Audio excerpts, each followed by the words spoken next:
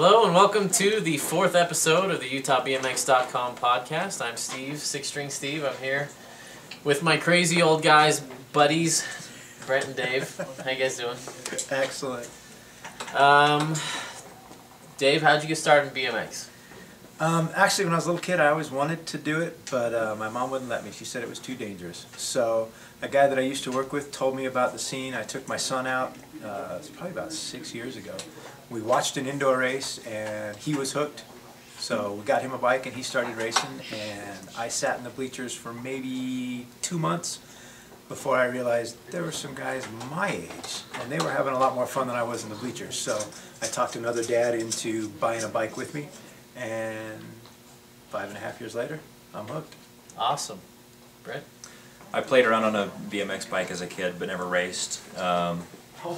And then one day at work, a lady had mentioned something about there was a BMX track because I was talking about I picked up a bike for my oldest son, Lucas.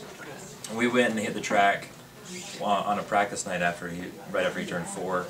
He took to that pretty quickly, and of course I tried to chase him around on an old Haro Sport on the track and realized there were also old guys on the bikes racing, and so I picked up a bike, and I think it was October of '08 was my first race, and we've been racing since then. So I've got the 2 kids and myself now that race. Awesome. All right, so tell me how you guys met. I get to go first because it's a really funny story. My son had been racing, I'd gotten hooked on racing, and my daughter wanted to get into racing. So anybody who's raced at Rad Canyon Outdoor, the starting hill, kind of big, kind of intimidating. My daughter had finally worked up the confidence to start in the gate at the very top of the hill. She was in lane 8 all by herself on the outside, very excited, first gate ever. Gate drops, and some little boy about her age who was in lane 5 comes flying out of lane 5, goes directly into lane 8, crashes into my little princess, runs her off the hill. That little boy was Lucas Barton. I don't know that story. Brent and I became quick friends in the parking lot later that evening. After a few black eyes and Yeah. broken arms, but. Well, cool. Tell us a little bit about Crazy Old Guys, or COG as they call it. How'd that get started? Well, it kind of generated from a lot of the kids who were racing at the track referring to us as these crazy old guys. Check out these crazy old guys. We're in staging one day, I think, is when it came about. And these kids are talking, teenager kids or even younger, saying, check out these crazy old guys. And so Dave came to me and said, I've got an idea for t-shirts and stickers and hats and that kind of a thing. And he tells me the story about the kids talking about us like that. So we threw together some artwork and started the t-shirts, and I guess ever since then is history. That was probably, what was that? We'd been doing it maybe 1 or 2 years, I think. I don't remember exactly when that was. Yeah, we'll have to look up the dates as we get famous so we know the history. But yeah, I had an idea and a pencil sketch, and Brent, being the genius he is with IT and design work, took it from my head and brought it to the computer screen, and we've just kind of rolled with it ever since. Cool. So what was the first thing you sold? Yeah, the first thing we did was a t-shirt. And we call it, what, shirt 1, shirt 2, shirt 3, just named them like that. And I think it was the one with just the shield right in the center, and then the skull on the back. Here's a shameless plug. Go to crazyoldguys.com. You can see the history of everything we've ever done. There you go. That's a good call. So we've got them all listed on there, and I think we've done probably half a dozen designs. With another one, here's a podcast exclusive. There will be a new COG shirt. The design has been done. We're in the bidding process, and it'll be coming out shortly. So you heard it here first. Good. How long's COG been around? It had to have been summer of '09 is what I'm trying to, is what I think. I'm going to go with that. We're going to say summer of Summer of 09. '09. First shirt came out summer of '09. When you're a crazy old guy, you can't remember the details sometimes of your own company. Well, it's kind of like, it goes along with the whole mentality of it. We're old enough to know better, but too stupid to not. Everybody always asks, what do you got to do to be a crazy old guy? And that's the standard answer, is it's somebody who's old enough to know better and does it anyways. So we kind of draw the line at 28 and over because that's where the old breakout was, and anybody younger than that still has a good reason to be on a little bicycle going really fast in the dirt. But the rest of us, that's kind of what defines a crazy old guy. So you told me a little bit about your new shirt that's coming out. What else have you guys been up to lately? What has COG been up to? Well, we like to get together every so often with some of the talented riders that are local, or even guys have come in from out of town, and we'll do a Crazy Old Guys clinic, which is kind of focused more around the 28 and over BMX rider at various skill levels. So we've got a clinic coming up on March 10th in Farmington at the Legacy Center. Basically, Brent and I wanted to get some private instruction from 4 of the fastest guys. We couldn't afford to pay them and rent the track, so we thought if we invited everybody else and charged everybody 20 bucks to come in, we don't make any money on it. That pays for the track and pays for the instructors, and we have a chance to help the entire 28 and over community, guys and girls, get better with some instructors. We've got Tommy Zula, Jacob Hoopman, Cody Kelly, and Robbie Patterson, 4 of the really fast local kids that are going to teach us everything they know and everything they can in 3 hours. Are there limited spots in that? Yeah, we have a maximum occupancy. We have 50 spots total available, but we're really close to almost all the way booked up. Dave's been running the registration on that. How do I get signed up? Right. Well, you email Dave at crazyoldguys.com and Dave will put you on the list. Don't call me, I'll forget. Don't text me, I'll forget. Don't tell me, I'll forget. Email me, Dave at crazyoldguys.com to reserve your spot. Good. What else is coming up in the future for Crazy Old Guys? Well, we've kind of had in the back of our heads for quite some time now ways to branch out into other sports or even disciplines of cycling. So we're looking into that. You know, I've been snowboarding for a long time. So we've got an opportunity there to take advantage of that. And then Dave has been working with the guys here at Salt Cycles. Actually, Crazy Old Guys don't just BMX, there's also some hardcore mountain bikers. We go all out for 45 seconds, they go all out for 45 miles and up. So we're actually looking at some COG MTB opportunities to get together and support our mountain bike community. If there are some roadies, we might be interested in talking to them. I don't know if we're willing to go into the spandex and the it just doesn't work for me. Of course, our good buddy Jackie, the COG Tri. We have COG Tri, where we've got one sponsored triathlete who actually went to the national competition back east and has committed to podium this year at the nationals for the triathlons in his age class. So we're looking to branch out. There's Crazy Old Guys in all sorts of adventure sports. Right. Cool. Anything other than clothing you guys are looking at? Well, we've got the decals, we've got the hats.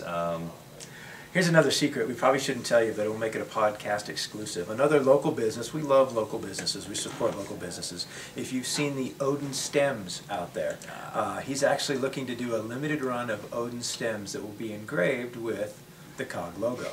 So it'll be a limited run. Again, you'll probably need to email Dave at Crazy Old Guys to get it, but as soon as Lauren gets those finished and we agree on the machining, it's a really good product. High quality, lightweight, and it's going to have some COG paraphernalia attached to it.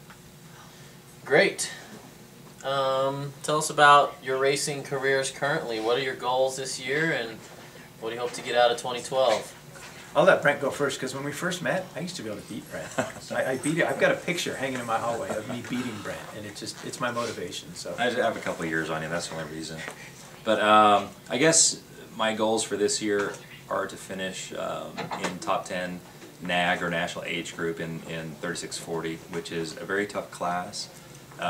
Came close last year on the 20-inch. I think I finished around 13 or 14 in the age group. But that's my main goal for this 2012 season, is to, at least on one of the bikes, get a NAG plate. Great.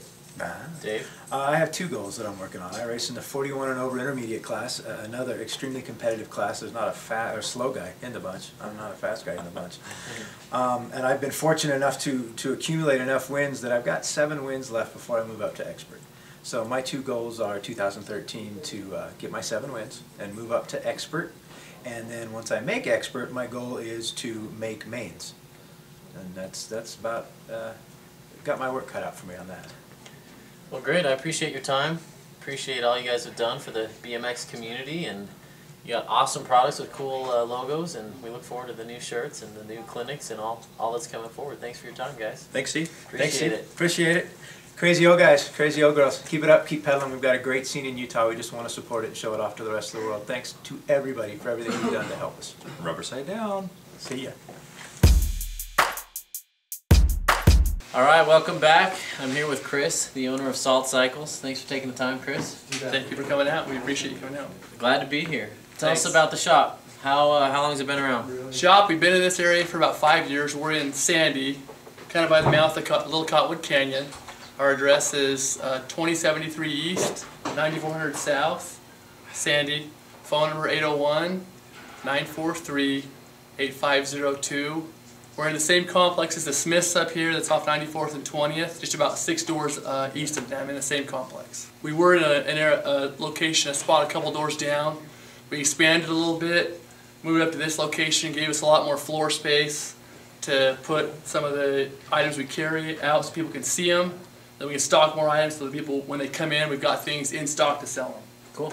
Yeah, I noticed the stock is huge here. A lot of product, a lot of cool components and stuff you guys have in stock. They like to see it before they get it. Who doesn't, you know? Yeah.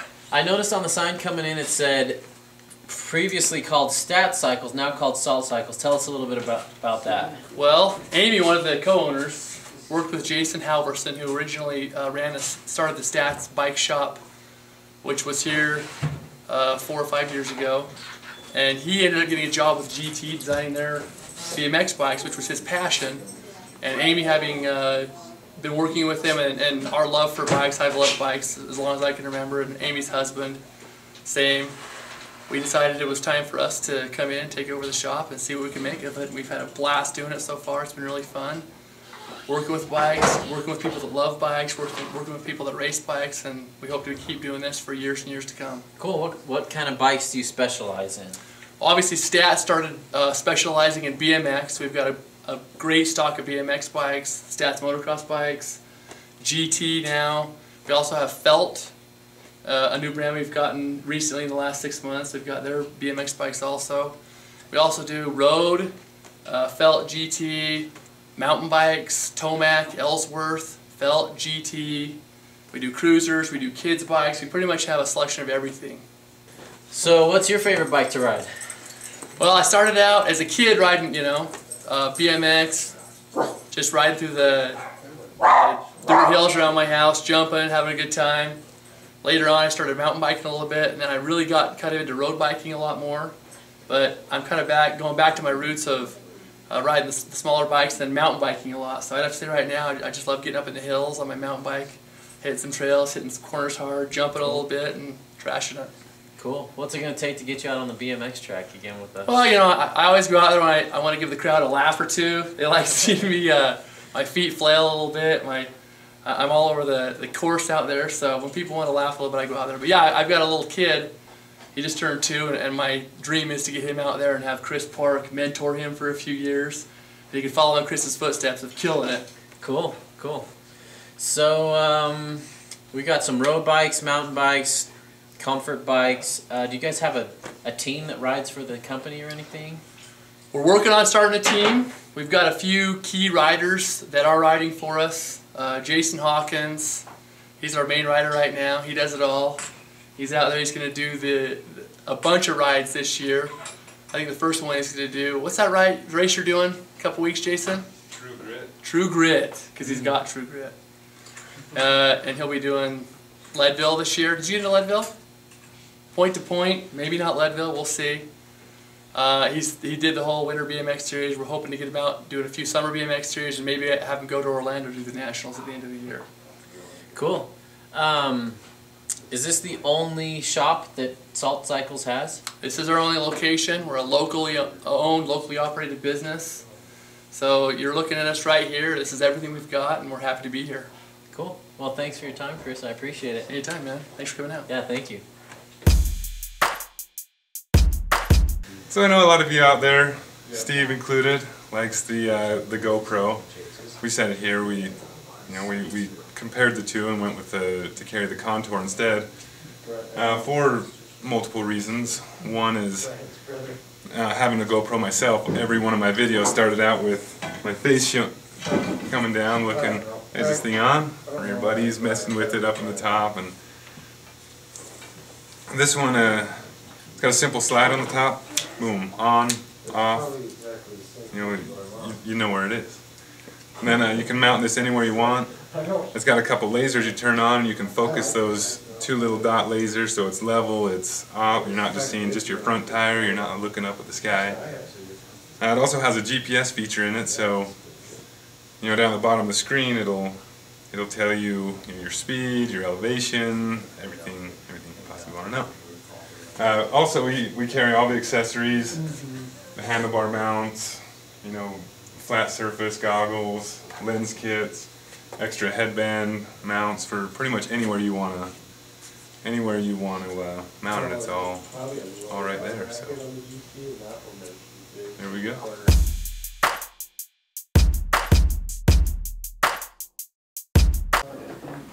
Hi, I'm Chris Park from Salt Cycles in Sandy, Utah. I ride for Factory Odin Freedom Energy. Give you a quick tip of the day on chain adjustment, chain alignment. One common mistake is running too high of tension on your chain. That will cause you to stretch your teeth out on the sprocket and stretch your chain out too fast. You'll notice if you pedal backwards and there's tension too tight, that is too tight of a chain, you'll end up blowing bearings, causing problems if it is too tight. This is one wrong example. I'll show you an example in a different extreme. Second example of a chain that is improperly installed, that is going to be too loose. You don't want to be able to put any side load on and be able to ride it off of the chainring like that. You will get hurt. One good thing to purchase would be a chain tensioner. Many different companies make them. It just is a quick, easy way to add tension to the chain and keep the wheel straight in the rear end. Notice I've got less gap on the left side than I do on the right. You want to just kind of center that out as much as possible. It will give you more of a straight line for your chain. If you've got it crooked at all, you can risk the chance of throwing a chain because you don't have a straight line on your sprocket and your freewheel. So an easy way to do that is to get a chain tensioner where you can add some tension to the chain if you need to, quick and easy. So what I want to do is center it out in the middle. I tighten up both sides just slightly to get a good feel on where it's at. Check my tension, and I'm a little high on tension there. So what I'm going to have to do is back off the tension on the chain tensioner.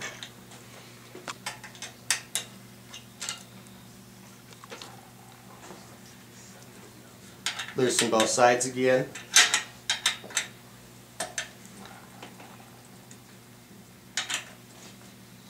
Center the wheel out.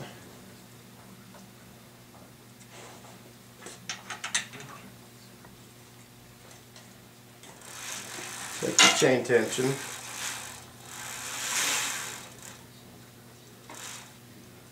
Nice and snug, not too tight, not too loose. Now I can go ahead and tighten these down. Once you're tight on both sides, tighten down your set screw on the chain tensioner. Snug it down so it doesn't break itself free and back itself loose. Now your chain can't pull forward because you've got solid tension here and proper chain alignment. You should be good. You want a little bit of movement in the chain. You don't want it to be over tight. If you pedal backwards and it feels rough, too tight. If you can add side tension, pedal forward, and it wants to roll off all the way over, you need to tighten it a little bit. This is about perfect. You see there's not a tight spot, not a real loose spot. That's pretty good tension on a chain. Just keep it semi-tight, not too tight, not too loose, and you should be good. Anything other than that, bring it on into Salt Cycles and we'll get you dialed in.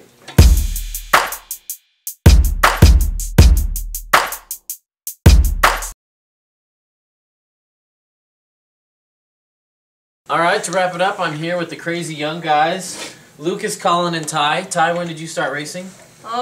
Probably 6 years ago. Lucas? When I was 4 or 5. How old are you now? 8. Okay, so that would be, help me with my math, 3 or 4 years ago. Colin, how long have you been racing? Do you enjoy it? What's the best part about racing for a kid? Going fast. Going fast. How about you, Lucas? What's your favorite part? Going fast and jumping. Jumping. Ty? Going out there and having fun. Good. Anything else you guys want to say to the camera? Yes? How's it having a dad that races? Is that pretty cool or is it embarrassing? Weird. Weird? It can be a mixture of both. A mixture of both? When is it Because he embarrassing? drives crazy. He is crazy, we know that. Do you think they're too old to be riding bikes right now? A little Should they just be in a wheelchair and in a bed the rest of their life? Sure. No?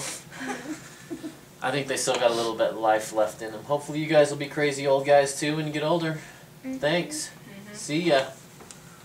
Can you say Salt Cycles? There Can you say go. bike shop? What's your favorite part of the bike shop, Owen? What do you like to see at the bike shop? Your friends? Good job. Owen just turned 2. He's our latest member of the Salt Cycles BMX team, and he will be out there dominating early next year. So watch for him. Bye bye. Say see you guys.